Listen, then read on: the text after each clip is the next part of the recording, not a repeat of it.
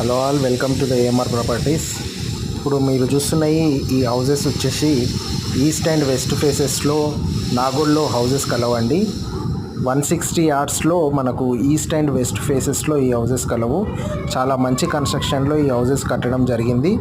ఎవరికైనా ఈ property visit చేయాలనుకుంటే మేము డిస్క్రిప్షన్లో ఇచ్చిన నెంబర్కి కాల్ చేయండి. మంచి రోడ్డుకి, హైవే ఫేసింగ్కి చాలా దగ్గరలో ఈ హౌజెస్ కలవు.